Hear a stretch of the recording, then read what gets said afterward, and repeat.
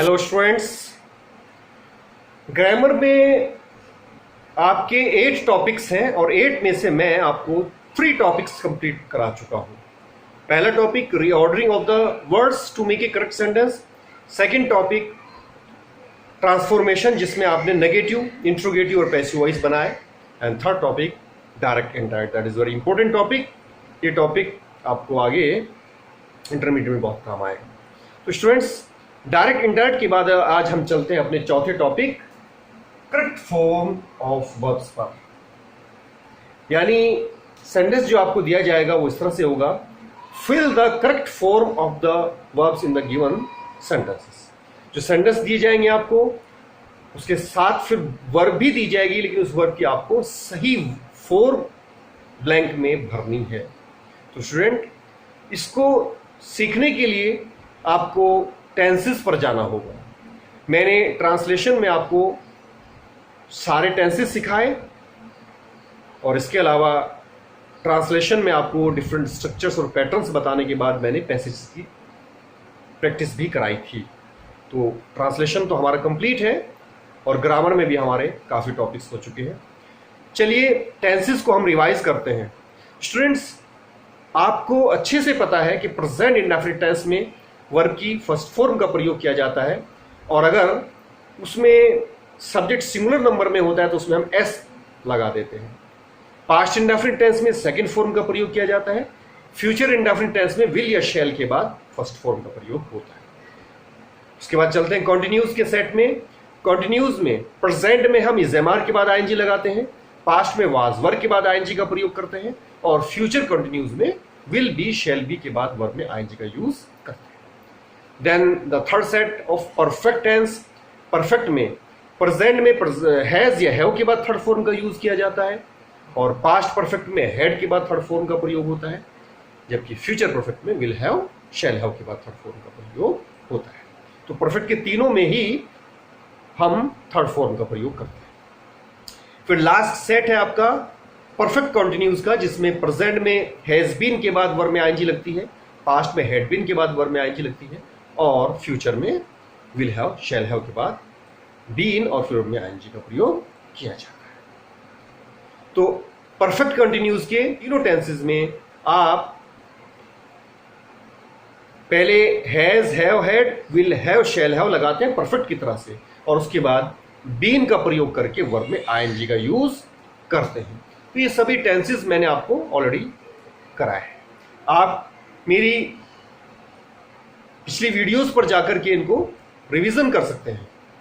तो स्टूडेंट, आज का जो हमारा टॉपिक है, अगर हमें सेंटेंस में आइडिया हो जाता है कि इसमें किस टेंस में बात चल रही है, तो उसके अकॉर्डिंग हम उसमें जो ब्लैंक है वर्ब की सही फॉर्म हम भर देंगे। परंतु अगर हमें आइडिया नहीं होता कि किस टेंस में बात चल रही है, तब हमें कौन सी क्लू हैं जो हेल्प करेंगे, तो आज मैं आपको वही क्लू बताने जा रहा हूँ। Let's go. सेंटेंस में सबसे बड़ा क्लू हेल्पिंग वर्ब है। अगर हमारे पास ऑलरेडी हेल्पिंग वर्ब है तो हमारे लिए मेन वर्ब की करेक्ट फॉर्म भरना बहुत इजी हो जाता है। तो स्टूडेंट्स, आपको पता है कि हेल्पिंग वर्ब 24 होती है। मैंने आपको इसकी लिस्ट ऑलरेडी दी हुई है, मैं आपको फिर से बता देता हूँ। Is, am, are, was, were, has, have, had, do, does, did, will, would, shall, should, can, could, may, might, ought to, used to, need and dare। ये 24 हेल्पिंग वर्ब्स हैं। इन 24 हेल्पिंग वर्ब्स को देखकर आप ब्लैंक में जो verb की form भरेंगे वो इजीली भर पाएंगे। मैंने यहाँ पे कुछ क्लूज लिखे हैं। हाँ, प्रॉब्लम तब आएगी अगर उसमें हेल्पिंग वर्ब नहीं दी हुई है, तो उसका भी मैं आपको क्लू दूंगा। पहले आप देखिए इस हेल्पिंग वर्ब के साथ में कौन सी मेन वर्ब का प्रयोग किया जाता है।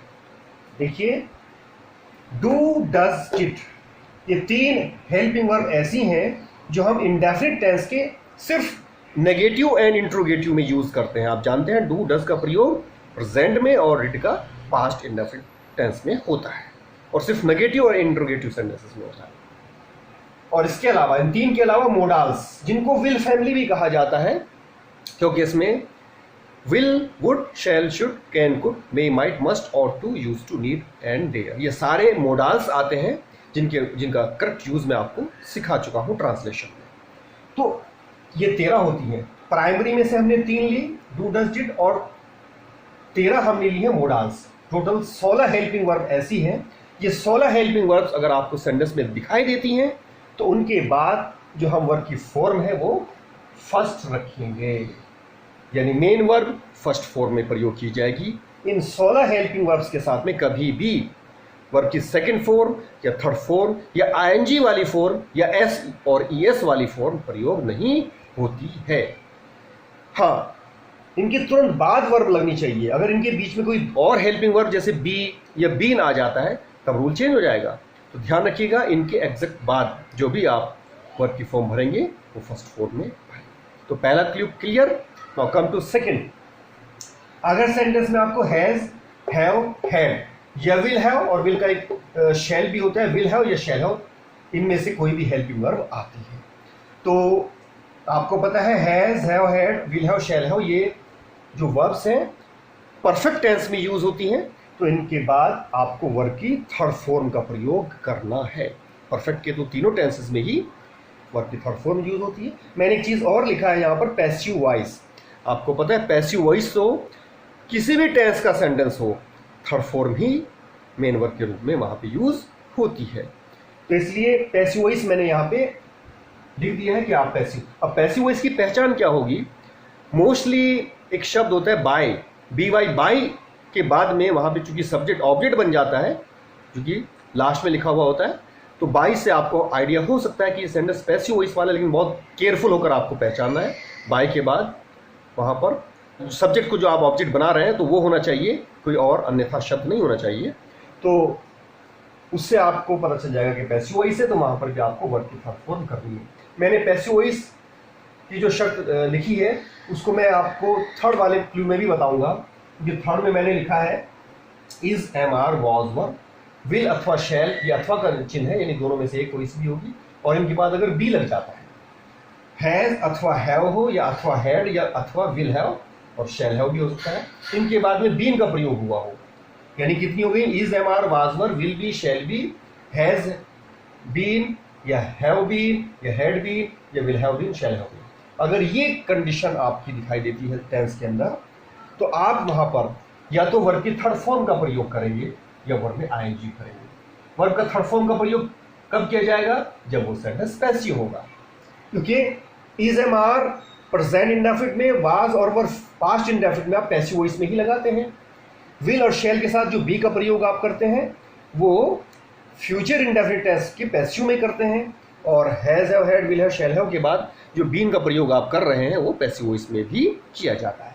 तो आपको देखना है, अगर ये हेल्पिंग वर्ब लगी हुई हो और पैसिव वॉइस हो, अर्थात उसमें कहीं ना कहीं बाय के बाद सब्जेक्ट जो कि ऑब्जेक्ट बनकर लगा हुआ होता है वो हो, तो तब तो आपको वर्ब की थर्ड फॉर्म लगानी है। अन्यथा अगर ये मतलब पैसिव वॉइस नहीं है तब आप वर्ब के अंदर आईएनजी लगाएंगे, अर्थात इन हेल्पिंग वर्ब के बाद में मोस्टली आईएनजी का ही प्रयोग किया जाता है। इज, एम, आर का प्रेजेंट कंटिन्यूज में, वाज, वर का पास्ट कंटिन्यूज में, विल बी, शैल बी का फ्यूचर कंटिन्यूज में, और has been, have been, had been, will have been, shall have been का परफेक्ट कंटिन्यूस टेंस में, जिसमें 4 एसेंस के साथ टाइम भी दिया हुआ होता है, तो वहां पर भी आपको वर्ब में आईएनजी का प्रयोग करना है। तो पैसिव वॉइस का आपको देखना पड़ेगा, ये एक अपवाद बन जाता है। पैसिव वॉइस तो किसी भी टेंस का हो थर्ड फॉर्म में ही यूज होगा, अन्यथा आपको इनके साथ में हेल्पिंग वर्ब के रूप में, इन हेल्पिंग वर्ब को देखकर आपको मेन वर्ब में आईएनजी का प्रयोग करना है। तो इस तरह से हम फर्स्ट फॉर्म भी प्रयोग कर चुके, थर्ड फॉर्म हम इनके साथ भी थर्ड फॉर्म का यूज कर रहे थे, पैसिव वॉइस में भी थर्ड फॉर्म का प्रयोग करते हैं, जिनकी हेल्पिंग वर्ब्स ये रहेंगी पैसिव वॉइस में, और इनके साथ अगर एक्टिव वॉइस है तो आप वर्ब में आईएनजी का प्रयोग कर रहे हैं। अभी सेकंड फॉर्म का प्रयोग मैंने नहीं बताया है, क्योंकि सेकंड फॉर्म का जो में कोई भी हेल्पिंग वर्ब उससे पहले नहीं लग सकती है।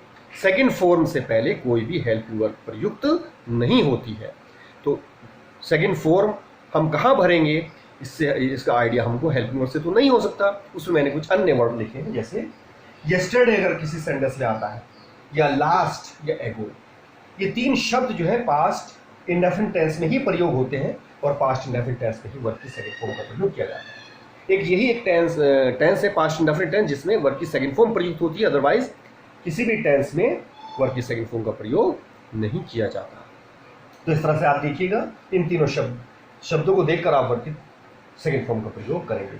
अगर सेंटेंस में हेल्पिंग वर्ब दी हुई है तब तो आपको फर्स्ट फॉर्म, थर्ड फॉर्म या आईएनजी लगाना है, और अगर हेल्पिंग वर्ब नहीं दी हुई है तो इन तीनों शब्दों को देखकर आप वहां पर सेकंड फॉर्म का प्रयोग करेंगे। अब एक मैंने कंडीशन और लिखी है, अगर सेंटेंस में हेल्पिंग वर्ब भी नहीं दी हुई है, हेल्पिंग वर्ब से तो आपको आइडिया हो गया है, उनको देखकर आप वर्ब की फॉर्म्स भर देंगे। अगर हेल्पिंग वर्ब नहीं दी हुई है तो ऐसे में आप वहां देखिए कि लास्ट में सेंटेंस के सिंस अथवा फॉर का प्रयोग और उसके बाद टाइम दिया हुआ अगर है तो वह परफेक्ट कंटिन्यूस टेंस वाला सेंटेंस होगा, और उसमें आपको हेल्पिंग वर्ब भी स्वयं लगानी होगी।